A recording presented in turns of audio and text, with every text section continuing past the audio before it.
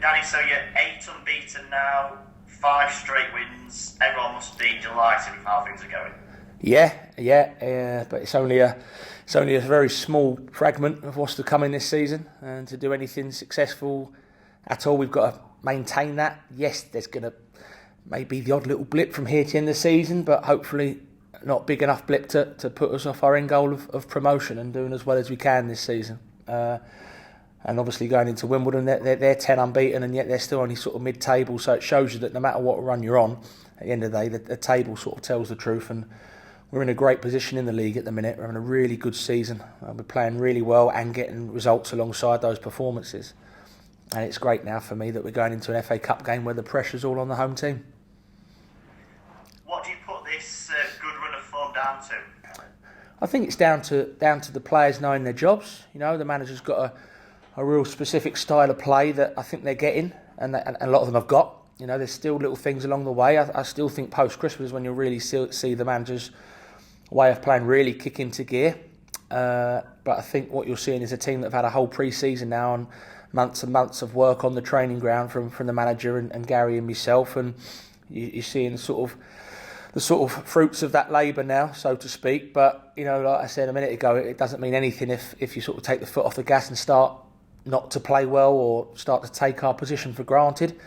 And that's where obviously as staff we come in, because we've got to keep the players on their toes and make sure they don't take their foot off the gas, like I just said. So I think it's a lot of work you're seeing, Liam, on the training ground. Yes, towards the end of last season was frustrating, but I think what the end of last season was crying out for was a full pre-season of and a bit of a fresh start. And I think now all the fans are seeing a really exciting style of play. Do you think there's still more to come from this group then as well? Yes, yeah, definitely. I think if you asked, I won't name names, but certain attacking players and flair players and even midfielders, you know, would they like to be scoring more goals? Yes. I think we've really got Mandeville scored 2 or 3 times more than he got the whole of last season. You know, is he playing better? Probably.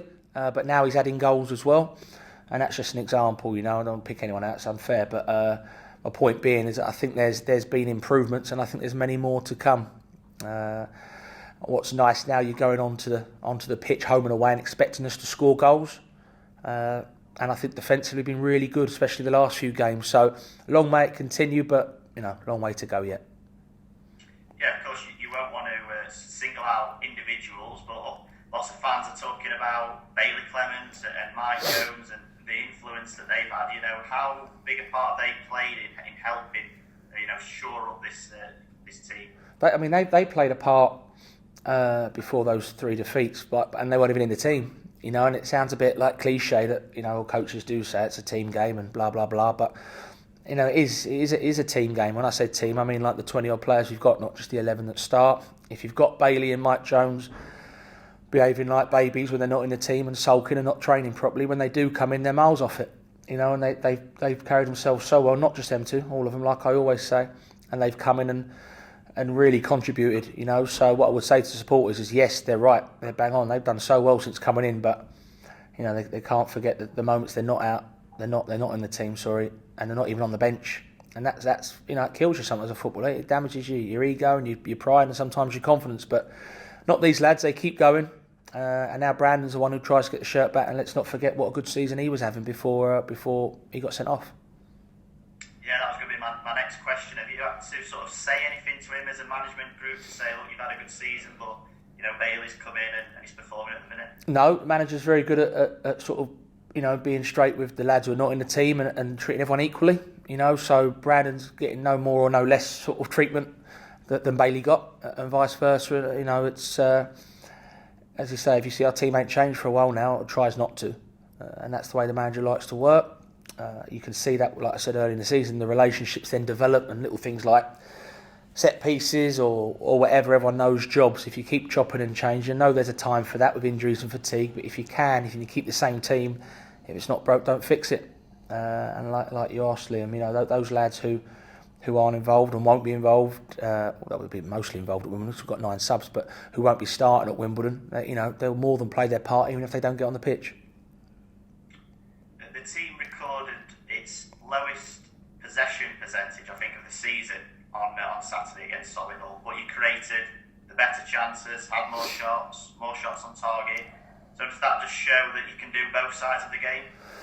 Yes, yeah, it does, and I think you have to do loads of sides of games to be successful. We are sort of an attacking possession-based team, I would call us. We're not really encouraging our defenders to get it and go back to Ross and then the other and back. I don't think. Well, I know that's not the way we want them to play. I don't think the supporters would let us play that way. They want to see attacking football. They want to see balls in the box, etc. And that's what the managers' teams tend to bring at this football club. So, yeah, I think that at the same token, you've got to give Solihull some respect. They're a decent team. They beat us 2 out of the 3 times they played us last year. And so it was important for me that we got our own back. It's not like some sort of personal vendetta, but I think I always look at the season before, and if you can get one over on teams who've got one over on you, then that's another step in the right direction, however it comes. We've analysed the game back. There's a lot of things that the manager and us, we need improvements from going forward.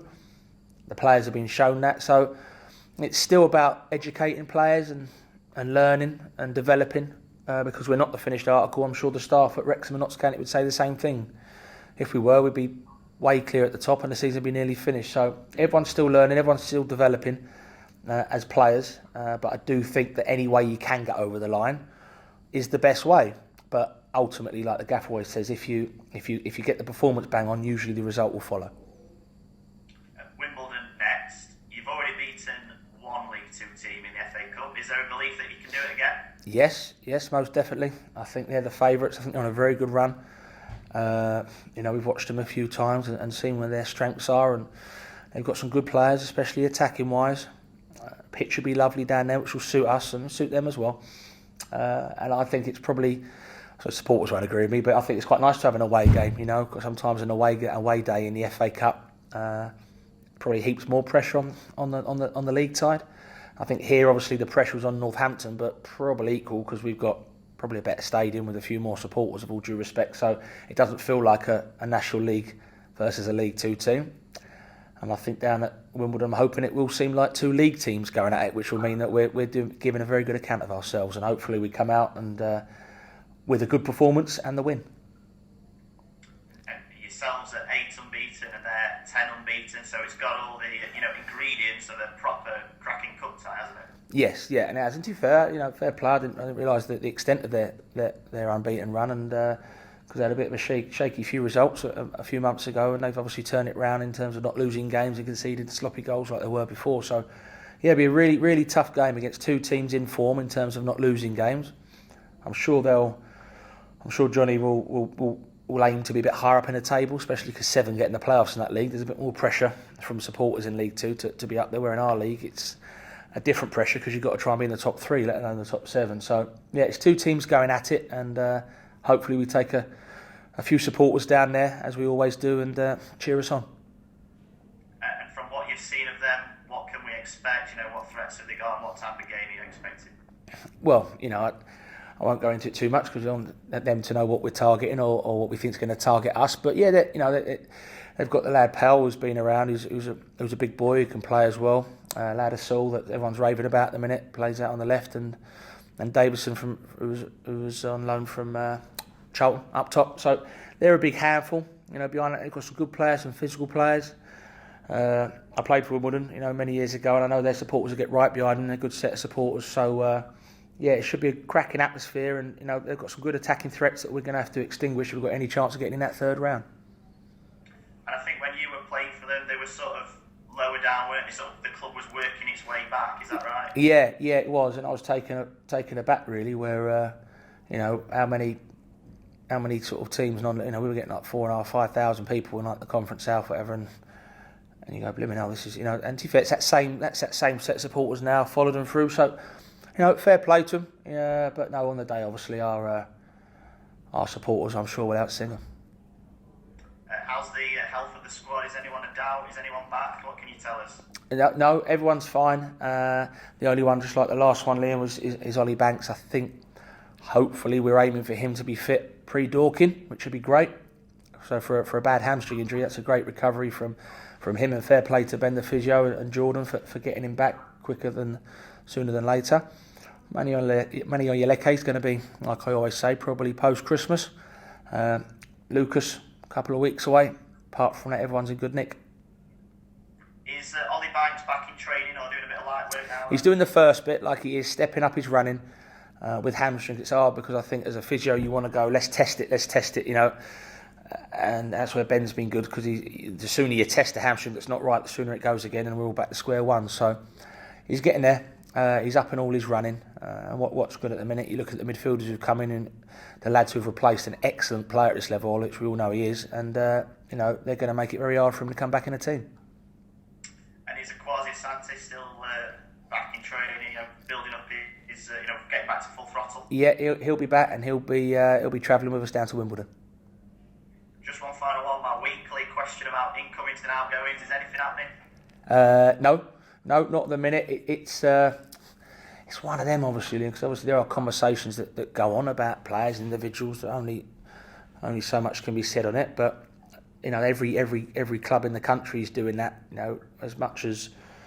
And what's nice is when you are talking about names and recruitment about players, it's to sort of push the ones you've got a lot of the time.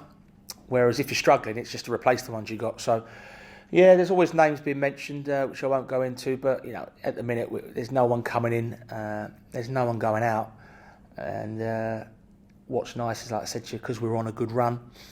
You know, you don't want that blip to come, but also, you know, you also actually, some players sometimes do need that person behind them to give them a kick up the backside and make sure they keep performing and keep their standards up. And at this club, we're lucky we've got probably two per position that can do that at the moment.